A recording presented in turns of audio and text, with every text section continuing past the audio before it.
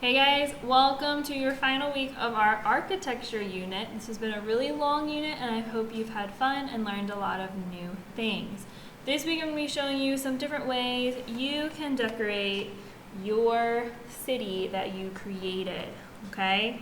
So, let me tell you what I'm going to be using to do the decorating, and then I will show you some tips and tricks you can do with your city, okay? I'm not going to reveal my final city picture until next week because I want to see what you do first, okay? So, the thing that I am using to create and decorate my city is I am using, first of all, some markers. I'm also using some colored paper. I will also be using some paint. This is acrylic paint. Tempera paint would also work. If you only have watercolor paint, you could paint paper with watercolor and then tape it onto your buildings. You could also use things like cotton if you would maybe have a chimney and then a little bit of smoke coming off of it. And I'm also going to use some fabric scraps. Maybe you didn't even think about this. But fabric is a really easy tool to work with because you can bend it and it won't break or crease like paper. So if you have, like this was an old bag that broke.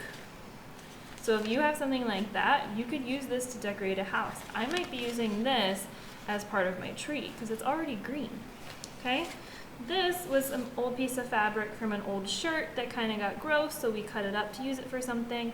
But this is really cool too. It has like little netting on it, so I could put this over top of colored paper and make something really cool, okay? So, some things to keep in mind when you're decorating your buildings. Thing number one, does it have a door? How would people, if this was a real building, get in and out of it, okay? Thing number two to consider, does it have windows?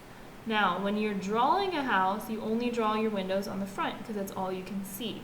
But when you're making a 3D model of a house, you need to consider, should there be windows on the sides, on the back? What do you think? Also, on the bottom floor plan of your city, I've kind of taken my part a little bit just to show you this, but on the bottom floor plan, do you plan on drawing a sidewalk or a street? Are you going to make little cars? Are you going to make little people? How about little animals? Is there a park? Are there benches? Is it a bus stop?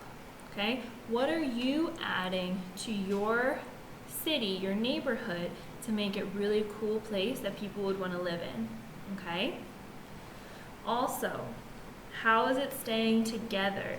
Are you just using tape? Totally fine. Are you using glue? Are you stapling it? Are you using hot glue? How is your city staying together? Finally, what are you going to use your city for? So for example, I have a cat and I'm going to design my city so that I can put little ping pong balls, roll them through it, and then I can play with my cat with it. What are you going to use your city for? Are you going to play it, involve it with your Legos? I love Legos. Unfortunately, I don't have any at my house, but I love them. Are you going to use it to just sit in your room and look really cool? You could also, here's something cool, you could take Christmas lights and you could put Christmas lights around your city to actually make it light up at night. Okay, so here's some really neat ideas for you. I want to see, for a change this week, how you create yours before I show you mine. So stay tuned for next Monday when I reveal my city that I have created. I can't wait to see yours. Remember, this is the last week to send me pictures of your projects if you want them to be in the online art show we are having. Okay, guys? So I look really forward to seeing what you are making.